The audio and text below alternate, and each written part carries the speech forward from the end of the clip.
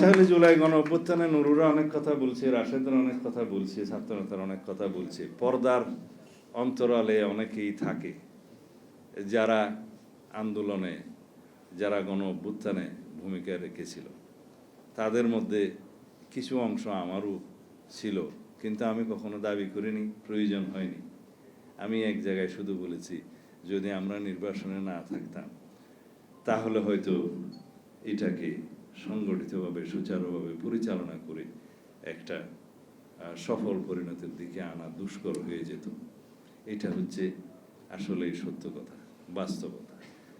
এখানে যারা নেতৃবৃন্দ ছিল তারা তো বাড়িতেই থাকতে পারে নাই, অফিসেও যেতে পারে নাই, কারাগারেও ঠিকমতো শুতে পারে নাই। তাহলে কি হতো? হ্যাঁ, ইতিহাস অনেক সময় আগের থেকে অনেক কিছু বলে দেয় না। কেউ এক সময় নির্বাসনে ছিল, এখানে মুক্তিযুদ্ধ করেছে কারা? যারা মাঠে ছিল। সম্মুখ যুদ্ধ করেছে কারা? তারা, যারা মাঠে ছিল। নীতি প্রণয়ন করেছে কারা? তারা নির্বাসনে ছিল। ছিল কিনা? তাহলে যুদ্ধ মাঠে হয়, যারা শহীদ হয় তারা মাঠে হয়, যারা সম্মুখ সমর করে তারা মাঠে থাকে। কিন্তু সেই যুদ্ধটা পরিচালনা করার জন্য একটা জায়গা থাকে, নীতি প্রণয়ন করতে হয় এবং সেটা সমন্বয় করতে হয়। আমরা কেউ কেউ সেই কাজটা করেছিলাম। আমি আমি কোনোদিন কৃতিত্ব নিতে চাই না। কৃতিত্ব নিয়ে কি হবে? আমরা যার জন্য দীর্ঘ 17 বছর সংগ্রাম করেছি সেটা একটা উন্মুক্ত গণতন্ত্রের জন্যই তো। সেই গণতন্ত্র এদেশের চায়নি এমন কোনো জনগণ আছে? হ্যাঁ, যারা দিল্লিওয়ালা তারা আছে। যে সমস্ত আমাদের সন্তানরা জীবন দিয়েছে, তারা কেন জীবন দিয়েছে? তারা তো কেউ রাস্তায় গিয়ে মরে যাবে সেটা জানার পরেও বুকে গুলিবিদ্ধ হওয়ার জন্য এভাবে দাঁড়িয়েছিল। আবু সাইদ দাঁড়িয়েছিল, কেন চেয়েছিল? তারা সবাই একটা মুক্ত গণতন্ত্রের দেশ চেয়েছিল। তারা চেয়েছিল বৈষম্যহীন একটা সমাজ ব্যবস্থা। তারা চেয়েছিল শুধু কোটা নয়, যারা আন্দোলন করেছে কোটা বিরোধী ছাত্র আন্দোলন, সেইটা এই গণতান্ত্রিক আন্দোলনের, গণ অভ্যুত্থানের সূতিকাগার হিসেবে কাজ করেছে। আমি স্বীকার করি, অনেকে বক্তব্য দিয়েছেন যে কোটা আন্দোলনের হাত ধরে এবং নিরাপদ সড়ক আন্দোলনের হাত ধরে 2024-এর ছাত্র গণ অভ্যুত্থান সংগঠিত হয়েছে। এটার মধ্যে যোগসূত্র আছে। এটা একটা কিউমুলেটিভ রেজাল্ট, একদিনে হয় নাই। সবাই বলে মুক্তির মন্দিরে সোপানতলে কত প্রাণ হলো বলিদান, লেখা আছে অশ্রু জলে। এটা আমাদের এই সফল গণ অভ্যুত্থানের ক্ষেত্রে খুবই প্রযোজ্য। এটা ভারতে বিভিন্ন অনুষ্ঠানে অনেকটা বিভিন্ন দিবসে আর কি, জাতীয় দিবস, এটা গাওয়া হয়। এটা 47-এর জন্য গাওয়া হয় তাদের। আমরা 71-এর জন্য হয়তো এই গানটা গাইনি, অন্য গান গিয়েছি। কিন্তু এখন যে প্রসঙ্গটা এসছে মোহিনী চৌধুরীর সেই কবিতা, যেটা পরে গান হয়েছে, সেটা খুবই প্রাসঙ্গিক।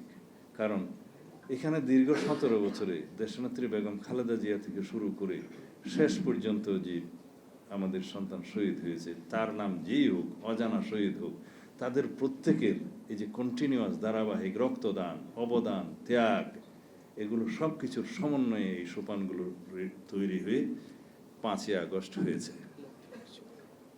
এখানে হাসিনা সম্মুখে ছিল, তার সম্মুখে ছিলাম আমরা। হাসিনার পিছনে অনেক শক্তি ছিল, রাষ্ট্রযন্ত্র ছিল, বিদেশি শক্তি ছিল। আমাদের সামনে ছিল আমাদের সাথে শুধু জনগণ, নিরস্ত্র, এবং আমাদের নিরস্ত্র জনগণ এবং ছাত্র সমাজ, যারা খালি হাতে লড়াই করে এই সশস্ত্র দানবের বিরুদ্ধে বিজয় অর্জন করেছে। তাদের উচ্চারণ ছিল বুকের ভিতর কি যেন অনেক ঝড়, বুক পেতেছে গুলি। আমি যেদিন দেখলাম আবু সাইদ শহীদ হয়েছে, সেদিন কনফার্ম হয়েছে এই জনগণের মুক্তি হবে, এই দেশের মুক্তি হবে।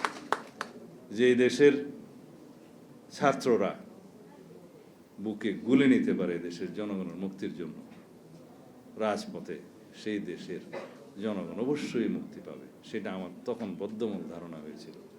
আমি আমাদের অনেক সিনিয়র নেতাদের সাথে কথা বলেছি, যারা আজকে যিনি স্পিকার মেজর অবসরপ্রাপ্ত বীর বিক্রম হাফিজ উদ্দিন আহমদ, তার সাথে আমার কথা হয়েছিল, হাফিজ ভাই আপনার অনুভূতি কি?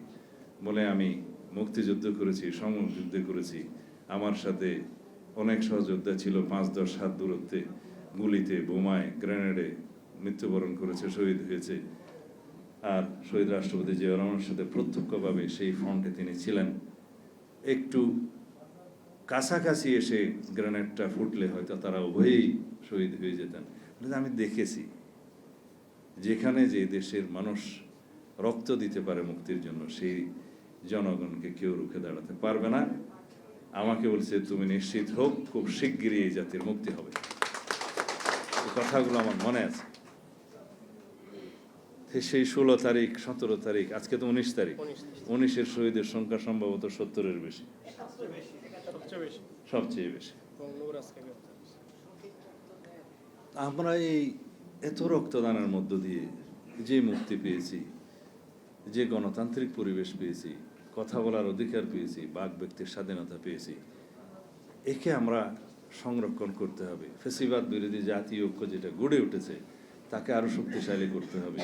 কিন্তু আমাদের মধ্যে যারা বিভক্তির সুর রচনা করতে চায়, সে সমস্ত বন্ধুদেরকে বলবো, জুলাই কারো একার না। জুলাইয়ের চেতনা দিয়ে কেউ ব্যবসা করবে না। যারা জুলাই চেতনার উপর ভিত্তি করে রাজনৈতিক সংগঠন গড়ে তুলেছে, তাদের প্রতি আমার নসিহত হলো, শুধুমাত্র জুলাইয়ের চেতনা বিক্রি করে বেশি দিন রাজনীতি করা যাবে না।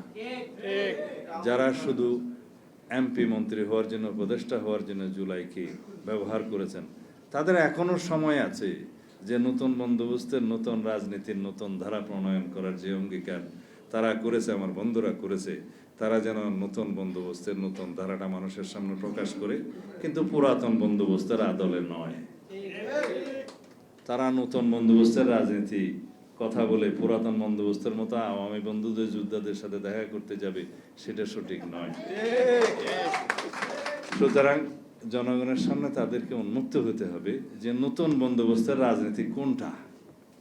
দায় ও দরদের রাজনীতির যে ভাষাটা, আমার কিছু কিছু বৃদ্ধ বুদ্ধিজীবীর ভাষা, তারা আমারও বন্ধু, পুরাতন বন্ধু বিশ্ববিদ্যালয়ের, শব্দগুলো উচ্চারণ করে যে নতুন বন্দোবস্তের রাজনীতি, দায় ও দরদের রাজনীতি, এত বাক্য বিশারদ হওয়া ভালো না। কারণ এই শব্দগুলো অনেক বেশি ওজন বহন করে। এগুলো আমরা ব্যাখ্যা দাবি করি যে আপনাদের নতুন বন্দোবস্ত কি বলুন দয়া করে, দরদ এবং দায়ের রাজনীতি কি সেটাও বলুন। শুধু বক্তৃতা দিলে হবে না। যদি আপনাদের এই নতুন বন্দোবস্তের রাজনীতি জনগণ গ্রহণ করে, আপনাদের পক্ষে জনগণ থাকবে।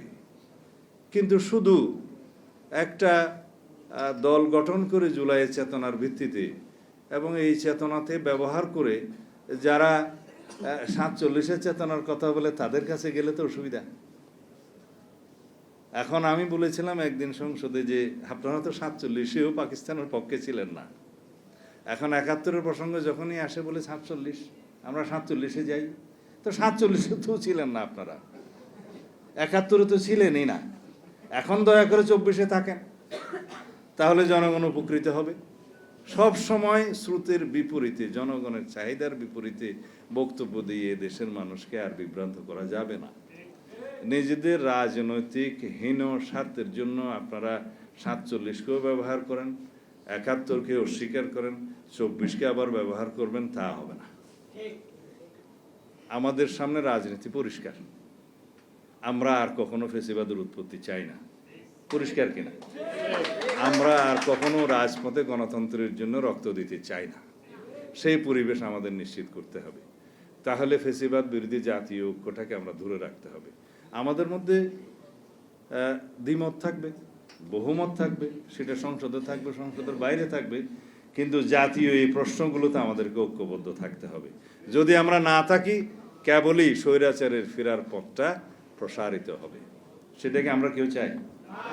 যদি না চাই যে স্বৈরাচারের পুনরুত্থান, স্বৈরাচারের পুনরুৎপাদন বা ফ্যাসিবাদের উৎপত্তি বা উৎপাত, কোনো কিছুই যদি আমরা না চাই, তাহলে আমরা এই সংসদীয় রাজনীতিটাকে শক্তিশালী করি এবং গণতান্ত্রিক রাজনীতিটাকে শক্তিশালী করি, জাতীয় ঐক্যটাকে আমরা আরও শক্তিশালী করি, এবং নিজেদের হীন রাজনৈতিক উদ্দেশ্য চরিতার্থ করার জন্য আমরা জাতির মধ্যে বিভক্তিমূলক কোনো বক্তব্য যাতে না দেই, যার ফল কেবল ফেসিবাদই পাবে, আর কেউ পাবে না।